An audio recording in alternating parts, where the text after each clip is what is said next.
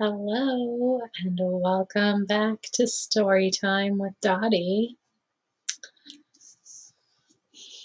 I'll give it a minute, let some people file in.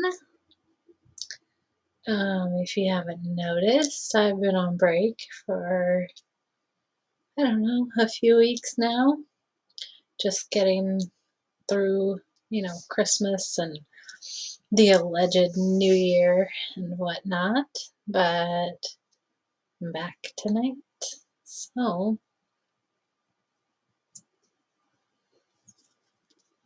see if anybody joins.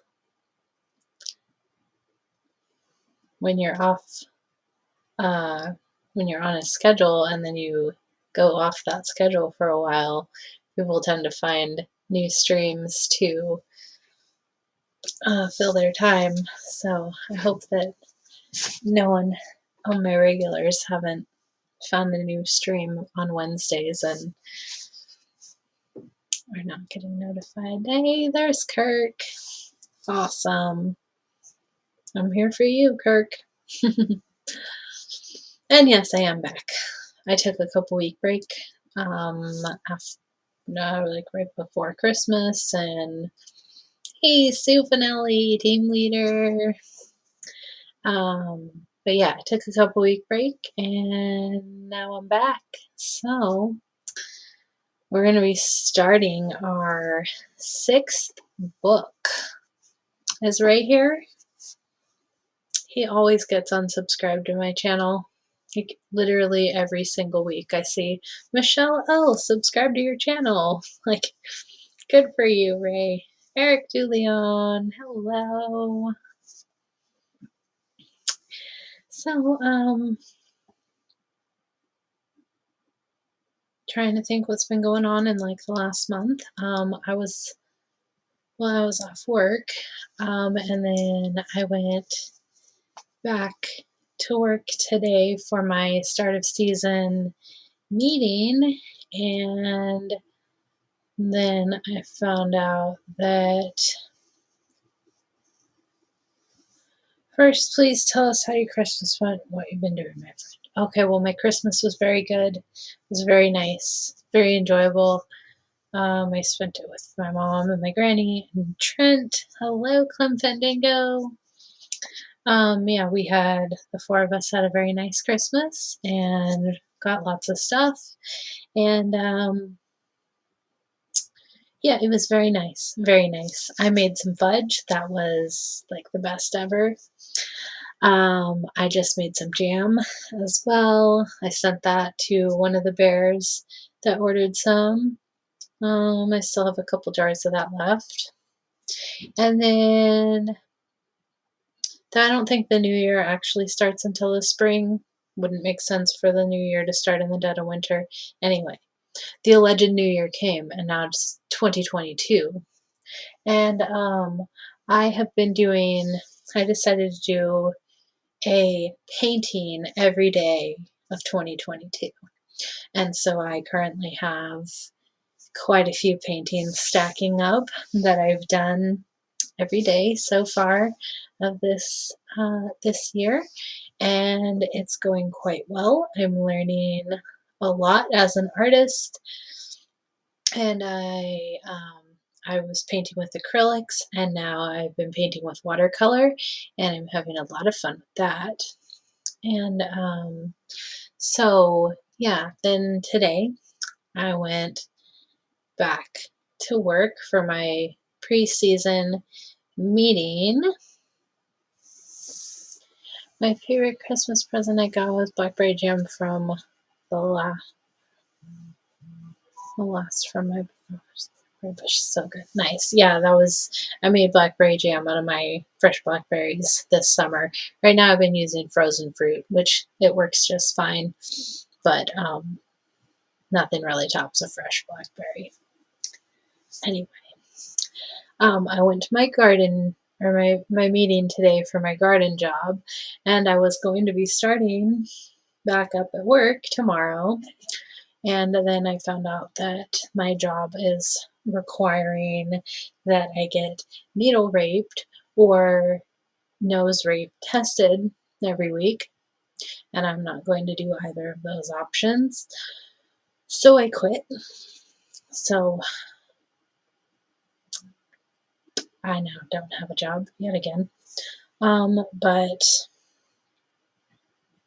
I have to believe that there's something better, that I'm meant for something better than being stuck in, Walmart with just dumb people and, frustrating corporate policies. There's something better for me than that. So it does suck very much because I did enjoy my job a lot. But, I mean, if you're not willing to stand up for what you think is right and true, then what's the point at all? So, um, yeah, take a saliva sample by law instead of the mash.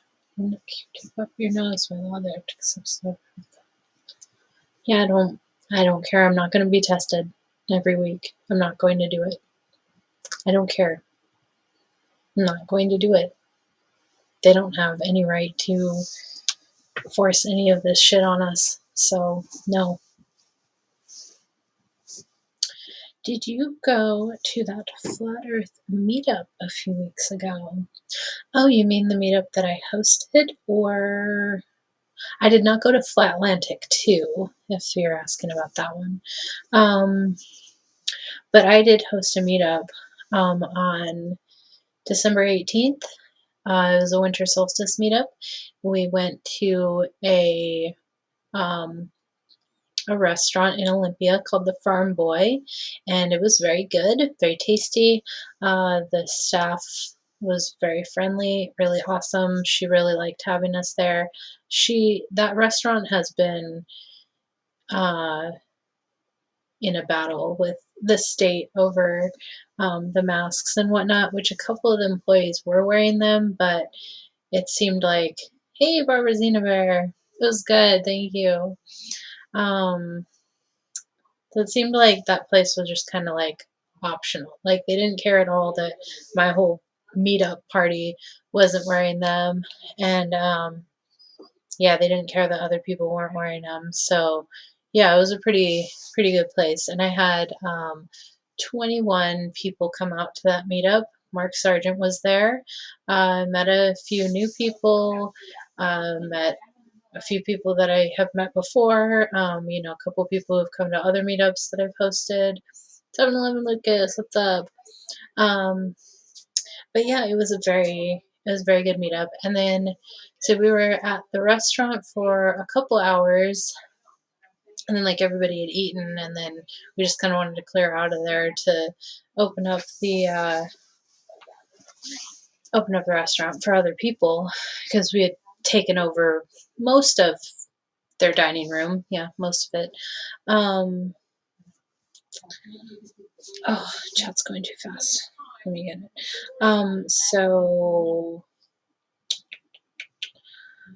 Oh, what was I saying? Oh, so after there we go. Okay. Oh yeah, after we ate, then, um, me and my son, we ended up leaving, but like a handful of the people, they went down to a bar in Lacey and they hung out for a little while longer. And so I think they had a lot of fun with that. But yeah, it was a really good meetup. A lot of fun. A lot of fun. Um, okay, now to say that I love how you put on some new meetings, running meet people. Wish did the same here at Sophie Jason Rose. Would put on some meetings, but they never have. Yeah, I'm surprised they haven't done them, but they do a lot of shows, so I mean, probably it can be difficult. I don't know.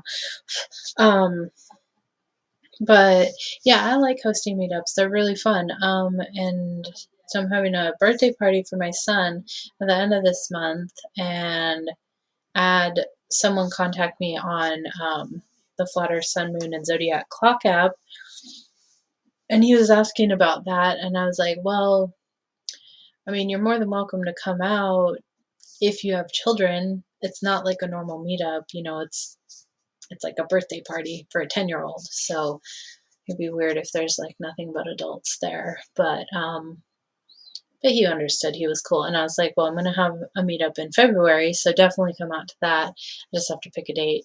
But yeah, I mean, if you want to host a meetup, it gets so easy. I mean, you just pick like if there's a restaurant near you that is, if they have like a big like dining hall area or whatever, that you can go in there.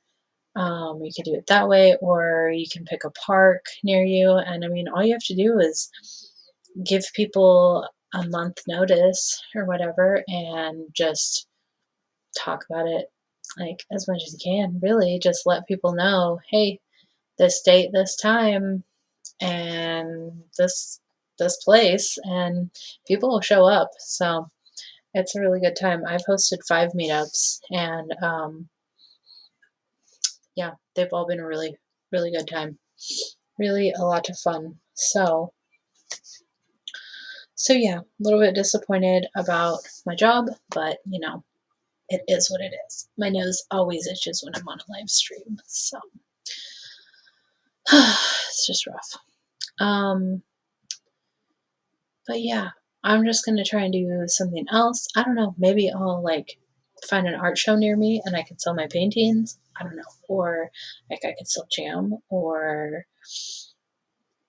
I mean, I'm a crafty enough lady that I should be able to support myself as an artist, really. Make enough stuff that I should be able to make it happen. So I don't need corporations and nonsense. Let's see. Love when the brick phone makes an appearance. The thing is a certified weapon. Yeah, don't mess around with my phone. I tried 4 times for people that are around me. Messenger group, truth or meetup. Oh, yeah, I mean, people suck sometimes. So there's that.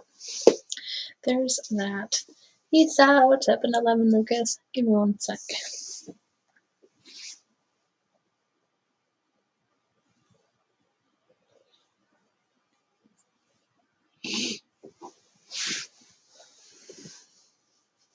Okay. So, are we ready to start our 6th book? There's only 2 left in the series. It's pretty exciting. Pretty exciting. Boston Ray Mudflood Adventures. That's a new name. Haven't seen your name in chat. Hello, welcome. It's story time. Got here just in time for. Oh wait, is that Ray? Is that Michelle L? Did you change your channel name or get your own channel name? Is that you? Boston Ray Mudflood Adventures. I feel like that's Ray. I mean, how many other Rays do we know? Why don't I have a wrench here anymore? Well, because you've never been on this channel on that name before, silly. Give me just 1 second, I'll get you a wrench. Silly.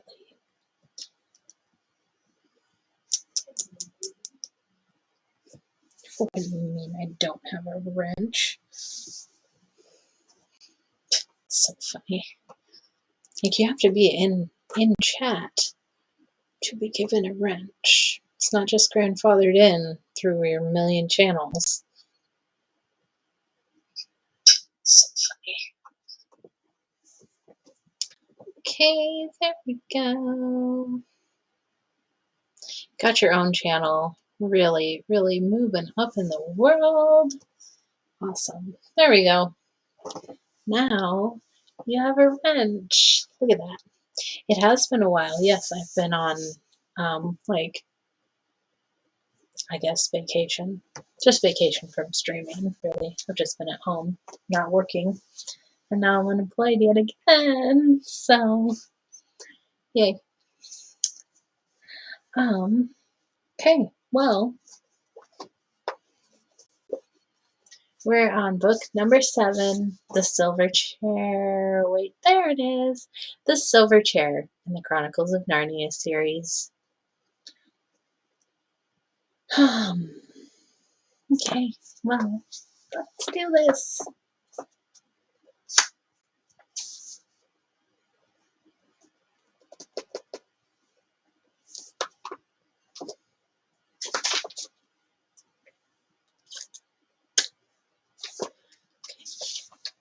Okay, there's a lot of intro pages. There we go. Okay. Chapter 1 of The Silver Chair. Behind the Gym.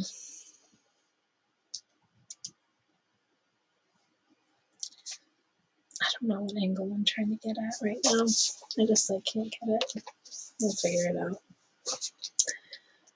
It was a dull autumn day, and Jill Pole was crying behind the gym.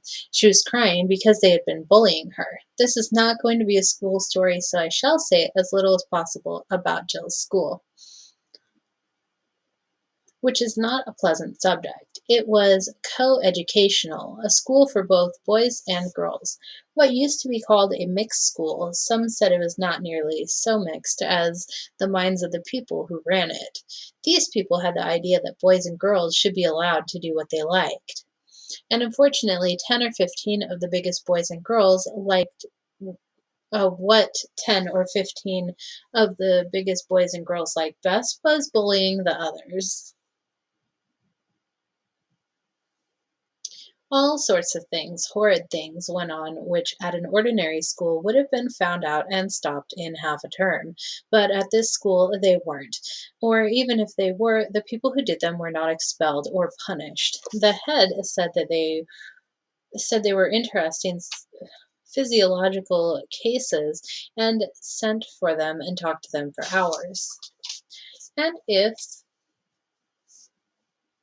the silver chair. And yes, it is good in the morning. If you knew the right sort of thing to say to the head, the main result was that you became rather a favorite than otherwise. That was why Jill Pole was crying on that dull autumn day on the damp little path which runs between the back of the gym and the shrubbery, and she hadn't nearly finished her cry when a boy came round the corner of the gym whistling, with his hands in his pockets. He nearly ran into her. "Can't you look where you're going?" said Jill Pole. "All right," said the boy. "You needn't start." And then he noticed her face. "I say, Pole," he said, "what's up?" Jill only made faces, the sort you make when you're trying to say something but find that if you speak, you'll start crying again. It's them, I suppose, as usual," said the boy grimly, digging his hands farther into his pockets. Jill nodded. There was no need for her to say anything, even if she could have said it. They both knew. "Now, look here," said the boy, "there's no good us all—" He meant well, but he did talk rather like someone beginning a lecture. Jill suddenly flew into a temper, which is quite likely to happen if you've been interrupted in a cry. "Oh, go away and mind your own business," she said. "Nobody asked you to come barging in, did they? And you're a nice person to start telling us what we ought to do, aren't you? I suppose you mean we ought to spend all our time sucking up to them and currying favor and dancing attendance on them like you do." "Oh, Lord," said the boy, sitting down on the grassy bank at the edge of the shrubbery, and very quickly getting up again because the grass was soaking wet. His name, unfortunately, was Eustace Scrub, but he wasn't a bad sort. "Pole," he said, "is that fair? Have I been doing anything of the sort this term? Didn't I stand up to Carter about the rabbit? And didn't I keep the secret about Spivins under torture, too? And didn't I— I don't know. I don't care," sobbed Jill. Scrub saw that she wasn't quite herself yet, and very sensibly offered her a peppermint. He had one, too. Presently Jill began to see things in a clearer light. I'm sorry, Scrub, she said presently. I wasn't fair. You have done all that this term. Then wash out last term if you can, said Eustace. I was a different chap then. Gosh, what a little tick I was. Well, honestly, you were, said Jill. You think there has been a change then, said Eustace. It's not only me, said Jill. Everyone's been saying so. They've noticed it. Eleanor Blackison heard Adela Pennyfather talking about it in our changing room yesterday. She said, someone's got a hold of that Scrub kid. He's quite unmanageable this term. We shall have to attend to him next. Eustace Scrub. Eustace Scrub. So it's Eustace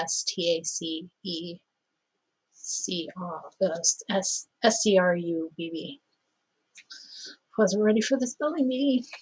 Eustace Scrub. Eustace gave a shudder. Everyone at Experiment House knew what it was like being attended to by them. Both children were quiet for a moment. The drops dripped off the laurel leaves. Why were you so different last term? Said Jill presently. A lot of queer things happened to me in the holds, said Eustace mysteriously. What sort of things? Said Jill. Eustace didn't say anything for quite a long time. Then he said, Look here, Pole, you and I hate this place about as much as anybody can hate anything, don't we? I know I do, said Jill. Then I really think I can trust you. Damn good of you, said Jill. Yes, but this is a really terrific secret, Pole. I say, are you good at believing things? I mean, things that everyone here would laugh at? I've never had the chance, said Jill, but I think I would be. Could you believe me if I said I'd been right out of the world? Outside this world, last holes. I wouldn't know what you meant. Well, don't let's bother about worlds then. Supposing I told you I'd been in a place where animals can talk and where there are, enchantments and dragons and, well, all sorts of things you have in fairy tales. Scrub felt terribly awkward as he said this and got red in the face. How did you get there? Asked Jill. She also felt curiously shy. The only way you can, by magic, said Eustace, almost in a whisper. I was with two cousins of mine. We were just whisked away. They'd been there before. Now they were talking in whispers. Jill somehow felt it easier to believe. Then suddenly a horrible suspicion came over her, and she said so fiercely that for the moment she looked like a tigress. If I find you've been pulling my leg, I'll never speak to you again. Never, never, never. I'm not, said Eustace. I swear I'm not. I swear by everything. When I was at school, one would have said, I swear by the Bible, but Bibles were not encouraged at Experiment House. All right, said Jill, I'll believe you. And tell nobody. What do you take me for? They were very excited as they said this, but when they had said it, and Jill looked round and saw the dull autumn sky, and heard the drip off the leaves, and thought of all the hopelessness of Experiment House, it was a 13-week term, and there were still 11 weeks to come. She said, But after all, what's the good? We're not there. We're here, and we jolly well can't get there. Or can we? That's what I've been wondering, said Eustace. When we came back from that place, someone said that the two Pevensey kids, that's my two cousins, could never go there again. It was their third time, you see. I suppose they've had their share. But he never said I couldn't. Surely he would have said so, unless he meant that I was to get back. And I can't help wondering, can we? Could we? Do you mean do something to make it happen? Eustace nodded. You mean we might draw a circle on the ground and write in queer letters in it, and stand inside it and recite charms and spells?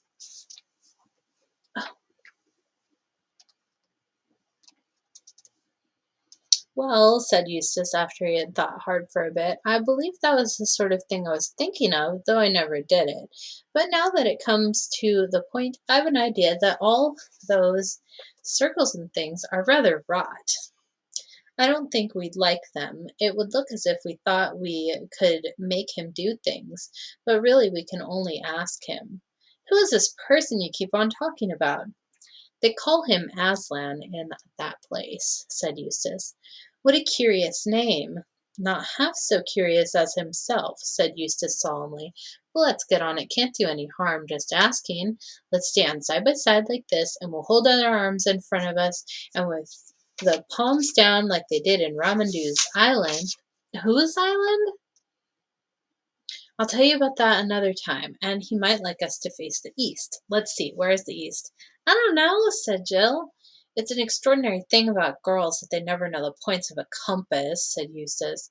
You don't know either, said Jill indignantly. Yes, I do. If only you didn't keep on interrupting. I've got it now. That's the east, facing up into the laurels. Now, will you say the words after me? What words? Asked Jill. The words I'm going to say, of course, answered Eustace. Now, and he began, Aslan, Aslan, Aslan. Aslan, Aslan, Aslan, repeated Jill. Please let us two go into. At that moment, a voice from the other side of the gym was heard shouting out, Pull? Yes, I know where she is. She's blubbing behind the gym. Shall I fetch her out?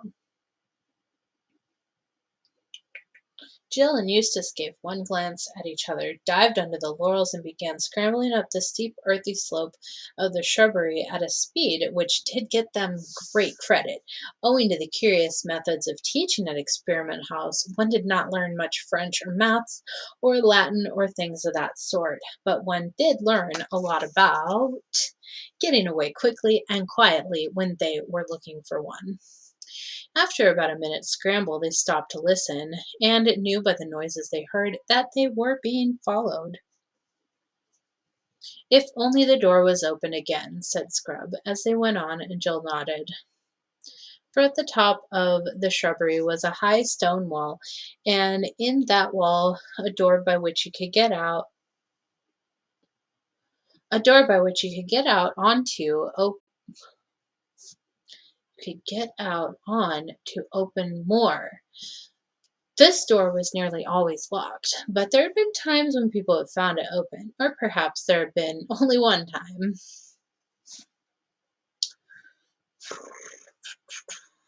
Where did it go? There had been only one time.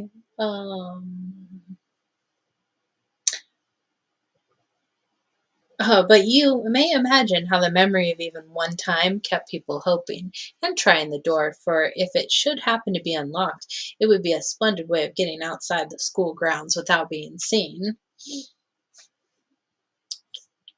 Jill and Eustace, now both very hot and very grubby from going along bent almost double over under the laurels, panted up to the wall, and there was the door shut as usual.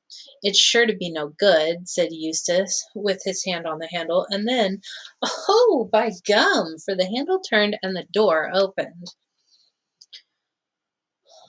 A moment before, both of them had meant to get through that doorway in double quick time, if by any chance the door was not locked, but when the door actually opened, they both stood stock still, for what they saw was quite different from what they had expected. They had expected to see the gray, heathery slope of the moor going up and up to join the dull autumn sky. Instead, a blaze of sunshine met them. It poured through the doorway as the light of a June day pours into a garage when you open the door. It made the drops of water on the grass glister. Glitter. Wow. I don't know where I just got the word glister from. Okay.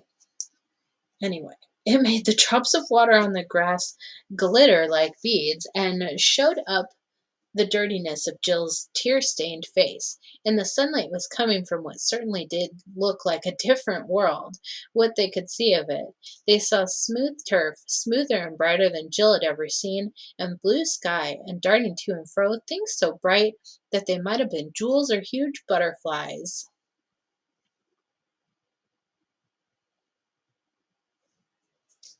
Although she had been longing for something like this, Jill felt frightened. She looked at Scrub's face and saw that he was frightened too. "Come on, Pole," he said in a breathless voice. "Can we get back? Is it safe?" asked Jill. At that moment a voice shouted from behind, a mean, spiteful little voice. "Now then, Pole," it squeaked. "Everyone knows you're there. Down you come!" It was the voice of Edith Jackal, not one of them herself, but one of their hangers-on and tale-bearers. "Quick," said Scrub. "Here, hold hands. We mustn't get separated." And before she quite knew what was happening, he had grabbed her hand and pulled her through the door, out of the school grounds, out of England, out of our whole world, into that place.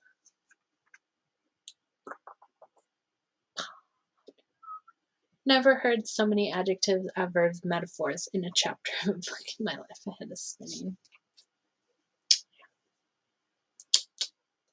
The sound of Edith Jackal's voice stopped and glister to sparkle. Glitter. Yeah, exactly. Exactly, Kirk. See, you knew. You know. Look that up on Urban Dictionary. Like, now forever, glister will be a word. Have you ever thought about how humongous, or wait, gigantic and enormous, those used to be two different words, and now everybody says ginormous. Ginormous. Ginormous is now a word. So weird. I'm so old, I remember when there were separate words. Oh boy. The sound of Edith Jackal's voice slapped. The voice stopped as suddenly as the voice on the radio when it is switched off. Instantly, there was a quite different sound all about them. It came from those bright things overhead, which now turned out to be birds. Bird. This ginormous word. Yeah, exactly. Exactly. Nothing is gigantic or humongous. It's ginormous. There you go. It turned out to be birds. They were making a riotous noise, but it was much more like music, rather advanced music, which you don't quite take in at the first hearing, than bird songs ever are in our world. Yet, in spite of the singing, there was a sort of background of immense silence. That silence, combined with the freshness of the air, made Jill think that they must be on the top of a very high mountain. Scrub still had her by the hand, and they were walking forward, staring about them on every side. Jill saw that huge trees, rather like cedars, but bigger, grew in every direction.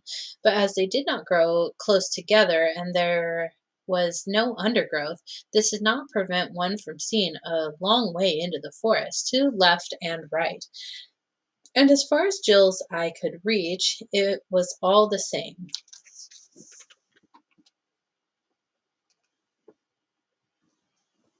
Pretty big trees, like walking through the big redwoods down in California. It was all the same. Level turf, darting birds with yellow or dragonfly blue, or rainbow plumage, blue shadows and emptiness. There was not a breath of wind in that cool, bright air. It was a very lonely forest. Yeah, we don't want no scrubs.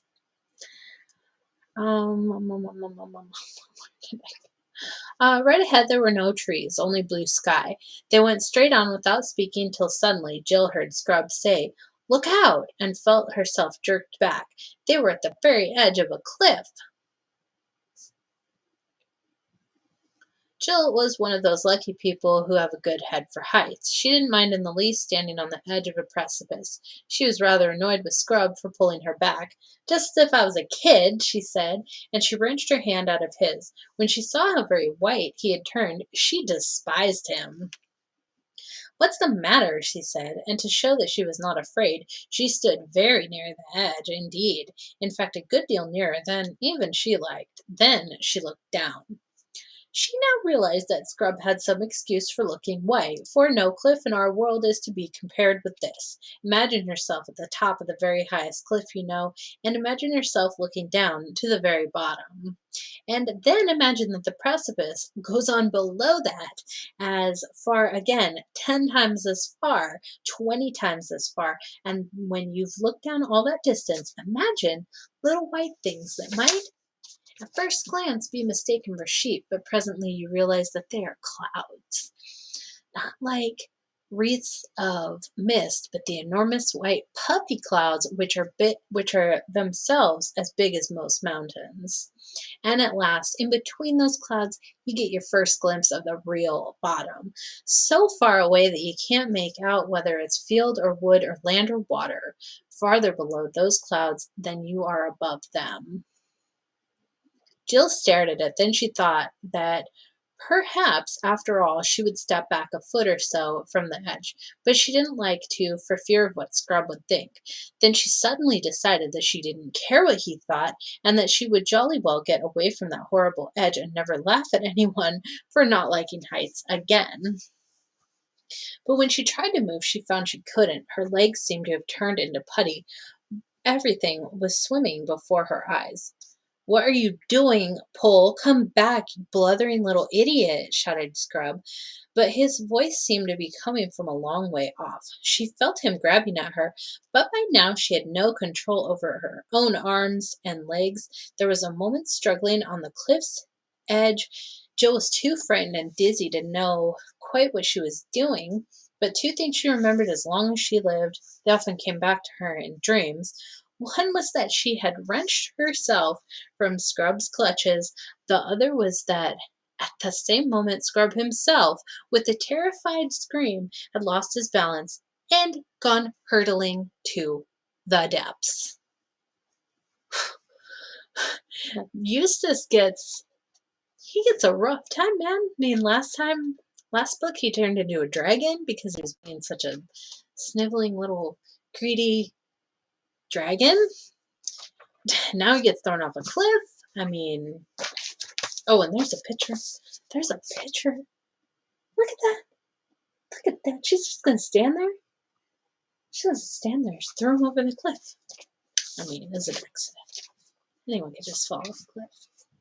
Happens, happens. Fortunately, she was given no time to think over what she had done. Some huge, brightly colored animal had rushed to the edge of the cliff. It was lying down, leaning over, and this was the odd thing, blowing, not roaring or snorting, but just blowing from its wide open mouth, blowing out as steadily as a vacuum cleaner sucks in. Jill was lying so close to the creature that she could feel the breath vibrating steadily through its body. She was lying still because she couldn't get up. She was nearly fainting. Indeed, she wished she could really faint, but faints don't come for the asking. At last she saw far away below her a tiny black speck floating away from the cliff and slightly upward. As it rose, it also got farther away. By the time it was nearly on a level with the cliff top, it was so far away that she lost sight of it. It was obviously moving away from them at a great speed. Jill couldn't help thinking that the creature at her side was blowing it away. So she turned and looked at the creature. It was a lion. Chapter 2. Jill is given a task. Without a glance at Jill, the lion rose to its feet and gave one last blow. Then, as if satisfied with its work, it turned and stalked slowly away back into the forest. "It must be a dream. It must, said Jill to herself. "I'll wake up in a moment." But it wasn't, and she didn't. "I do wish we'd never come to this dreadful place," said Jill. "I don't believe Scrub knew any more about it than I do. Or if he did, he had no business to bring me here without warning me what it was like. It's not my fault that he fell over that cliff. If he'd left me alone, we should both be all right." Then she remembered again the scream that Scrub had given when he fell and burst into tears.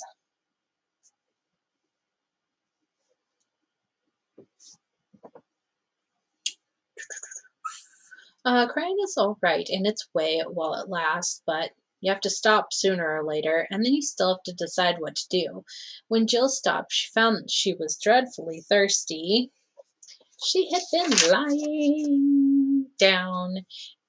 She had been lying face downward, and now she sat up. The birds had ceased singing, and there was perfect silence except for one small, persistent sound, which seemed to come from a good distance away. She listened carefully and felt almost sure it was the sound of running water.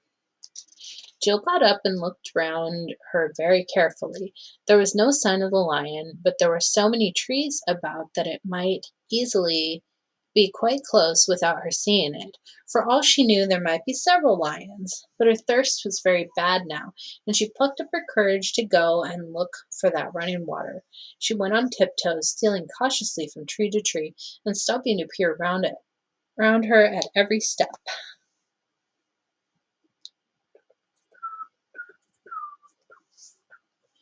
The wood was so still that it was not difficult to decide where the sound was coming from.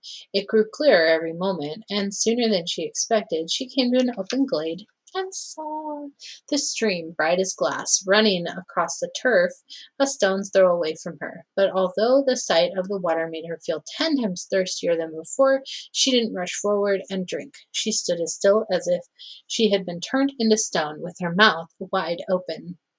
And she had a very good reason. Just on this side of the stream lay the lion.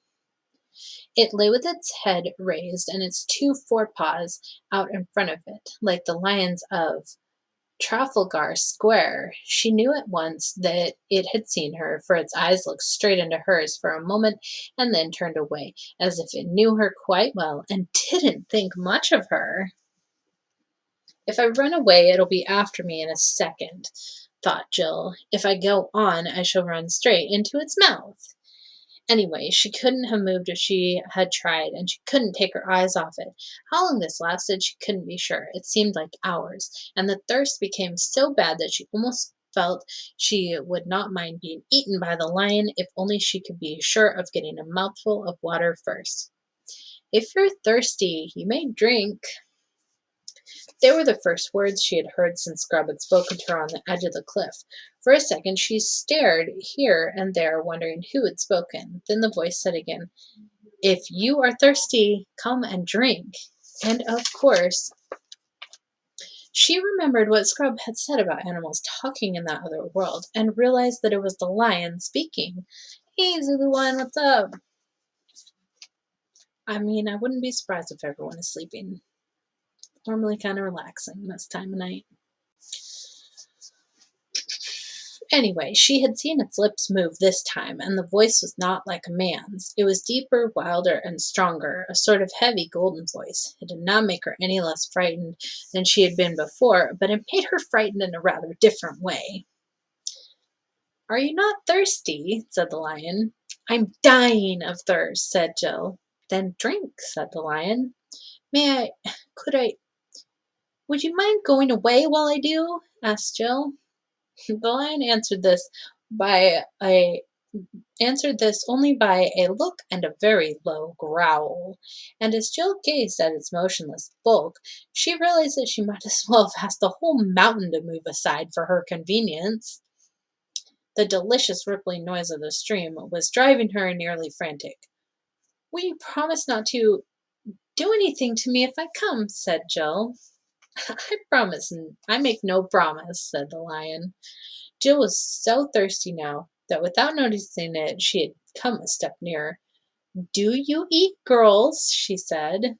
"I have swallowed up girls and boys, women, men, kings, emperors, cities, and realms," said the lion. It didn't say this as if it were boasting, nor as if it were sorry, nor as if it were angry. It just said it. "I daren't come and drink," said Jill. "Then you will die of thirst," said the lion. "Oh, dear," said Jill, coming another step nearer. "I suppose I must go and look for another stream, then." "There is no other stream," said the lion. Never occurred to Jill to disbelieve the lion. No one who had seen his stern face could do that, and her mind suddenly made itself up. It is the worst thing she had ever had to do, but she went forward to the stream, knelt down, and began scooping up water in her hand. It was the coldest, most refreshing water she had ever tasted. You don't need to drink much of it, for it quenched her thirst at once. Before she tasted it, she had not intended to make a dash away from the lion the moment she had finished. Now she realized that this would be, on the whole, the most dangerous thing of all. She got up and stood there with her lips still wet from drinking. "Come here," said the lion, and she had to. It was almost She was almost between its front paws now, looking straight into its face, but she couldn't stand that for long. She dropped her eyes. "Human child," said the lion, "where is the boy?" "He fell over the cliff," said Jill, and added, "Sir." She didn't know what else to call him, and it sounded cheek to call him nothing. "How did he come to do that, human child?" "He was trying to stop me from falling, sir." "Why were you so near the edge, human child?" "I was showing off, sir." "That is a very good answer, human child. Do say no more. And now," here for the first time the lion's face became a little less stern, "the boy is safe. I have blown him to Narnia, but your task will be the harder because of what you have done."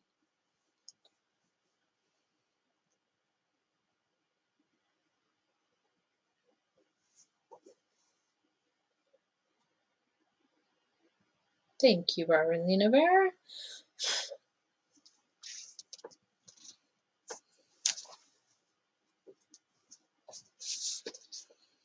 Where the heck was I?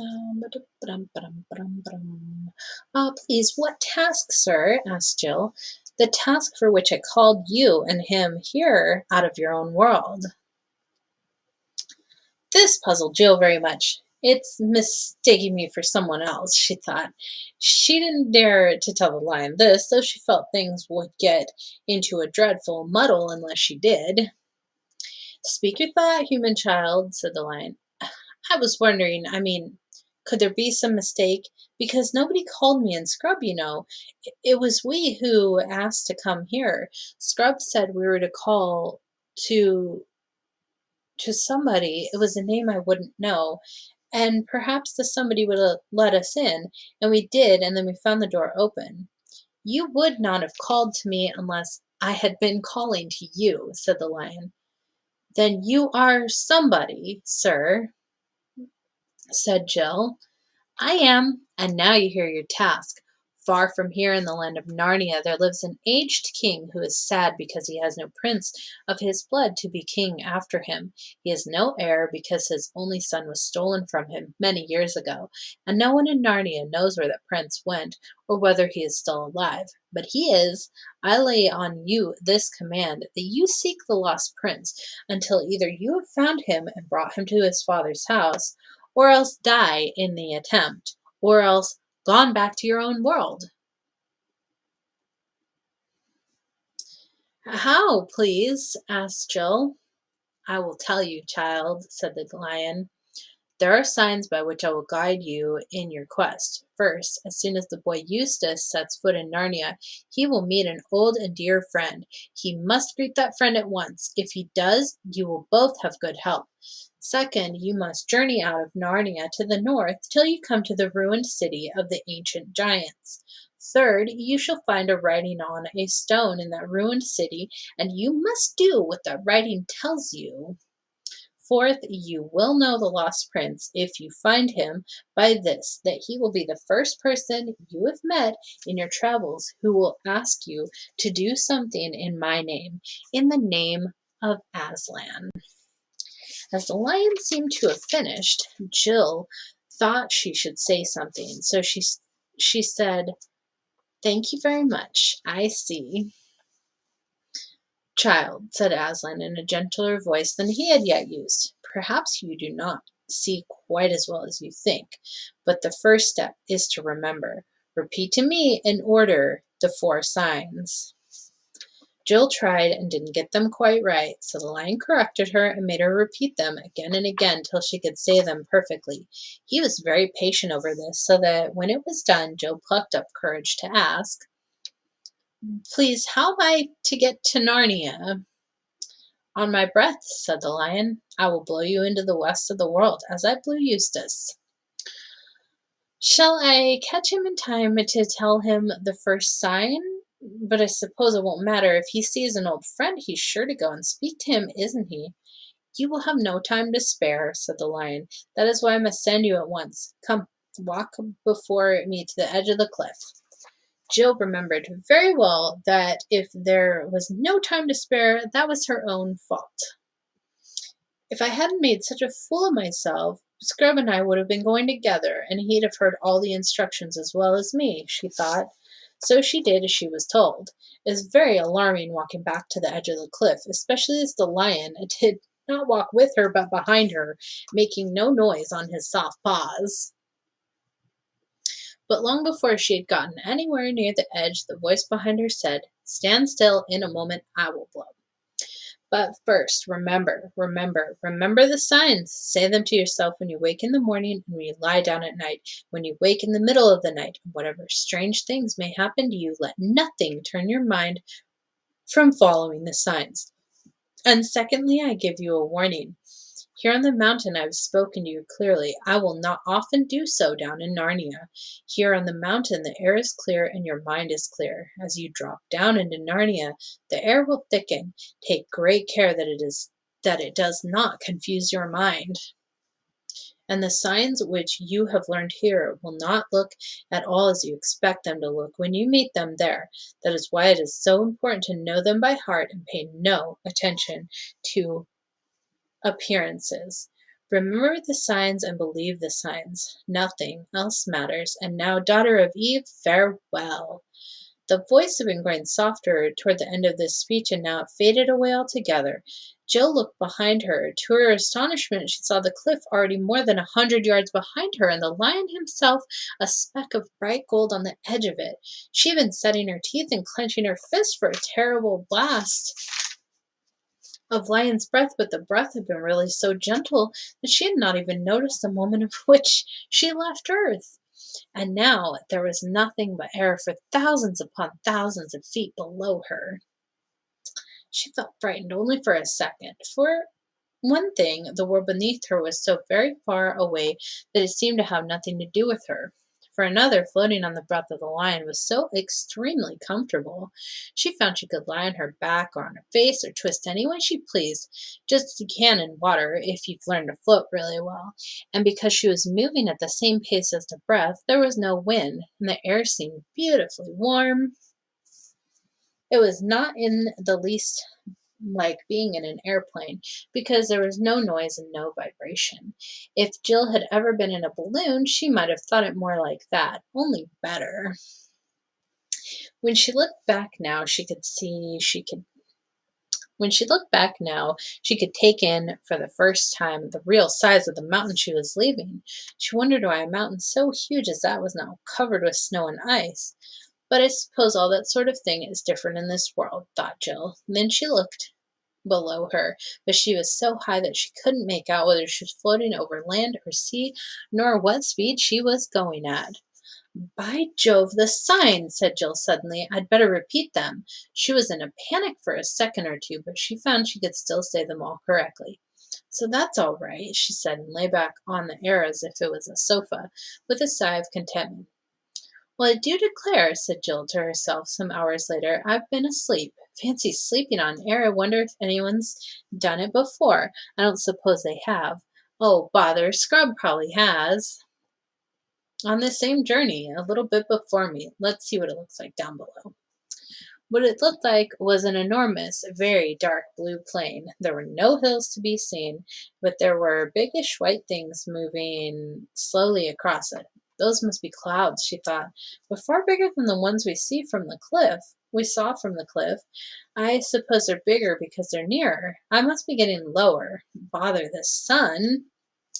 The sun, which had been high overhead when she began her journey, was now getting into her eyes. That meant that it was getting lower. Ahead of her, Scrub was quite right in saying that Jill, I don't know about girls in general, didn't think much about points of the compass. Otherwise, she would have known when the sun began getting in her eyes that she was traveling pretty nearly due west. Staring at the blue plain below her, she presently noticed that there were little dots of brighter, paler color in it here and there.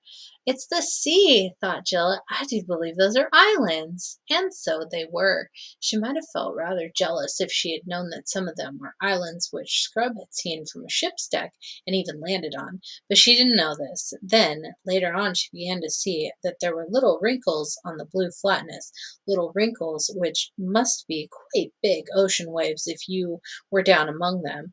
And now, all along the horizon, there was a thick, dark line which grew thicker and darker so quickly that you could see it growing.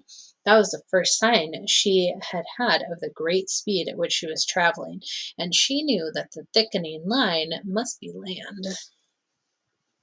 Suddenly, from her left, for the wind was in the south, a great white cloud came rushing toward her, this time on the same level as herself, and before she knew where she was, she had shot right into the middle of its cold, wet fogginess.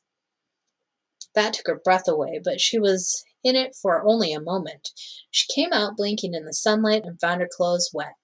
She had on a blazer and sweater and shorts and stockings and pretty thick shoes. It had been a muddy sort of day in England. She came out lower than she had gone in, and as soon as she did so, she noticed something which I suppose she ought to have been expecting, but which came as a surprise and a shock. It was noises. Up till then, she had traveled in total silence. Now, for the first time, she heard the noise of waves and the crying of seagulls, and now, too, she smelled the smell of the sea. There was no mistake about her speed now. She saw two waves meet with a smack and a spout of foam go up between them, but she had hardly seen it before. It was 100 yards behind her. The land was getting nearer at a great pace. She could see mountains far inland and other nearer mountains on her left. She could see bays and headlands, woodlands and fields, stretches of sandy beach. The sounds of waves breaking on the shore was growing louder every second and drowning the other sea noises. Suddenly the land opened right ahead of her. She was coming to the mouth of a river. She was very low now, only a few feet above the water. A wave top came against her toe, and a great splash of foam spurted up, drenching her nearly to the waist. Now she was losing speed. Instead of being carried up the river, she was gliding in to the river bank on her left. There were so many things to notice that she could hardly take them all in. A smooth green lawn, a ship so brightly colored that it looked like an enormous piece of jewelry, towers and battlements, banners fluttering in the air, a crowd, gay clothes, armor, gold, swords, a sound of music, but this was all jumbled. The first thing that she knew clearly was that she had alighted, and she was standing under a thicket of trees close by the riverside. And there, only a few feet away from her, was Scrub. The first thing she thought was how very grubby and untidy and generally unimpressive he looked, and the second was, how wet I am. Okay, well, that's the end of chapter 1 and 2. So now we are on to the silver chair. Very exciting, very exciting. There's only 2 books left in this series, so 2 books left, and then we'll move on to the Lord of the Rings. And I know we're all very excited for that. It's going to be a really good time. So I think that might be about it. Let me see. Hello to Barbazina Bear, Eric DeLeon, Finelli, Sulu1, Boston Ray, Mudflood Adventures, Kirk, our robot that was deleted. Goodbye. Okay, that's everyone is here. So, what am I going to do for a job? I have no idea. I have literally 0 idea. I'm going to hope and I'm going to pray. So, because I don't know. This state is insane. It's pure insanity trying to find a cheap RV for me. I might possibly be buying a house from a bear. Just waiting to hear back on approval from the park it's in. So that's definitely a possibility that is looking quite awesome. So, but yeah, I do not know what I'm going to do for work. I don't know at all. No idea. But I'm going to find something. Currently reading a book too. Spoiler alert, Waldo's in the upper right corner. That's good stuff, Kirk. Where's Waldo's good stuff? So, I think I'm going to get out of here. Do kind of a short one tonight, I guess.